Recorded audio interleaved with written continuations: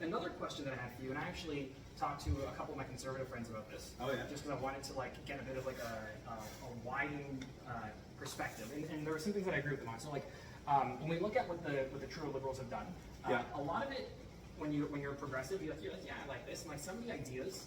Oh yeah, we're just stirring in the rapini, we're just cooking it in the olive oil.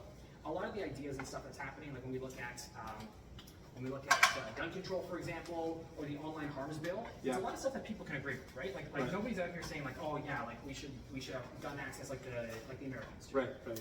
But there are parts of those bills that kind of go too far, and I have seen friends be like, yeah, I'm not inherently against this, but especially with the gun bills and the online harms, some of those stuff like the human tribunals, where it can go to that degree. Some people think that it's going too far, and I don't like the whole there's extremes on both sides thing. I really don't like that conversation, right? Because I don't think that that's fair to people on the progressive side of the spectrum, right? But there is an aspect where it's did we need to ban rocket launchers and stuff like that when they were already technically banned? There were guns on this list that didn't make any sense. Some non-assault rifles were being banned, and there was just there were guns that were that were less harmful that were being banned, and more harmful that you could technically put an addition on, and all of a sudden it becomes more harmful. So it's like they didn't talk to gun experts, they didn't talk to people who work in those online spaces when they were making some of these bills. So what would you say to people who think that your party just kind of let the liberals push ahead these things that maybe in general were good, but there wasn't enough work done to make sure that they weren't that they didn't negatively affect Canadians, right? Especially gun owners and people who work in these online spaces who feel as though these bills are betraying them. I would say when people say, if people basically the kind of question is, did the liberals mess up? I would say, yeah, they did. On the gun control, it became clear that they were more interested in putting on a show than actually getting stuff done. And actually, we were a big part of making the changes so that it worked properly.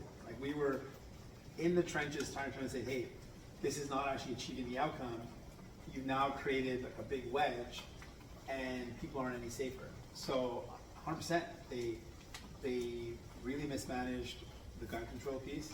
And in general, I've noticed on a lot of bills, they try to make a big announcement that's flashy and showy, and then the substance isn't often there.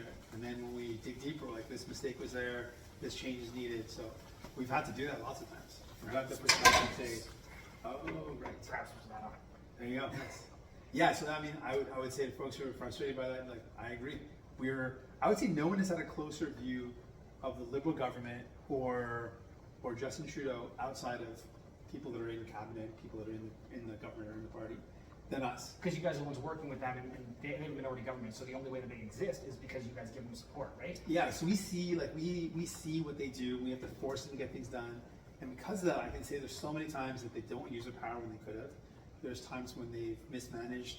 They've got so many resources. We've got a very small team, 25 MPs, limited staff. They've got the whole force of government, and the mistakes that they make and the things that they overlook.